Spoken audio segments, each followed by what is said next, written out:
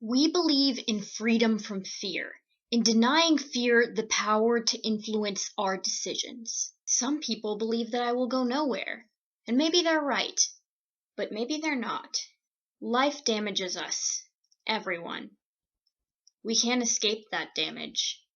But now, I am also learning this. We can be mended. We can mend each other. I must stand on my own 2 feet if I am to get to know myself and the world outside. Before all else, you're a wife and a mother. I don't believe in that anymore. I believe that, before all else, I'm a human being. No less than you, or... Anyway, I ought to try to become one. I know the majority think you're right, Torvald, and plenty of books agree with you too.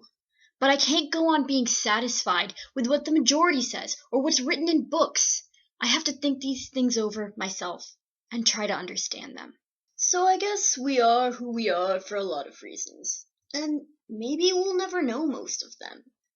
But even if we don't have the power to choose where we come from, we can still choose where we go from there.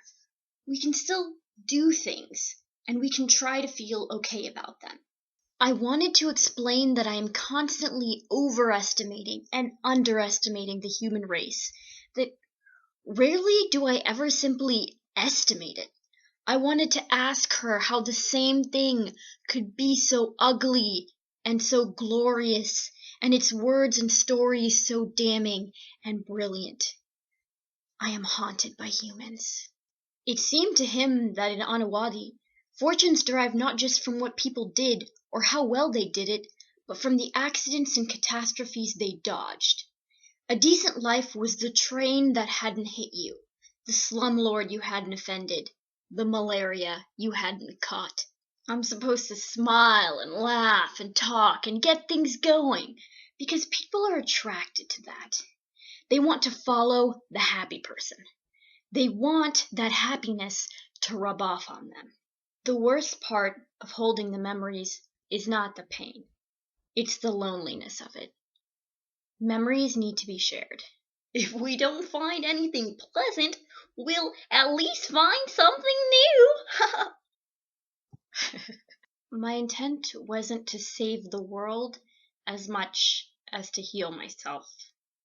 Few doctors will admit this, certainly not young ones, but subconsciously, in entering the profession, we must believe that ministering to others will heal our woundedness.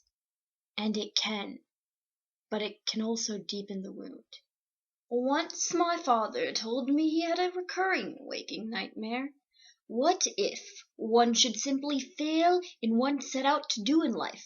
Fail utterly, cannot remember the first word, have the first thought, carry out the simplest action, complete the simplest task. Secretly, I believe he was afraid that of all the people on earth, he alone would fail, and the world would come to an end out of shame for him. You saved my life. Not forever. Not for good. Probably just temporarily. But you saved my life. Is a man who chooses the bad perhaps in some way better than a man who has the good imposed upon him? That's what leadership was teaching me, day by day. That the self-interest I was supposed to be looking for extended well beyond the immediacy of issues. That beneath the small talk and sketchy biographies and received opinions, people carried with them some central explanation of themselves. Stories full of terror and wonder, studded with events that still haunted or inspired them. Sacred stories. Isn't giving up allowed sometimes?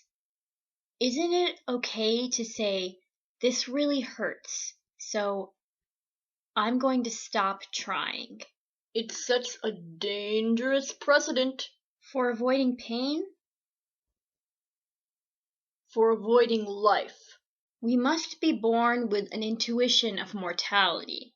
Before we know the words for it, before we know that there are words, Out we come, bloodied and squalling, with the knowledge that for all the compasses in this world, there's only one direction, and time is its only measure. There comes a time when the world gets quiet, and the only thing left is your own heart. So you'd better learn the sound of it, otherwise you'll never understand what it's saying. I managed to look up at my parents and say the mature thing. Thank you for both trying to make me feel better, but please stop now. I was a little excited, but mostly blorfed. Blorfed is an adjective I just made up that means completely overwhelmed, but proceeding as if everything is fine and reacting to the stress with the torpor of a possum. I have been blorfed every day for the past 7 years. It struck him that in moments of crisis, one is never fighting against an external enemy, but always against one's own body. And it is the same, he perceived, in all seemingly heroic or tragic situations. On the battlefield, in the torture chamber, on a sinking ship, the issues that you're fighting for are always forgotten because the body swells up until it fills the universe, and even when you are not paralyzed by fright or screaming in pain, life is a moment-to-moment struggle against hunger or cold or sleeplessness, against a sour stomach or an aching tooth. We are a tiny race, involved in a vast pursuit amidst the cold stars, and all bound together by reason and amity.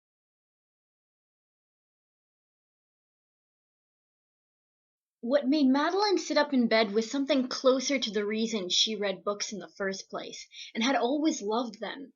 Here was a sign that she wasn't alone.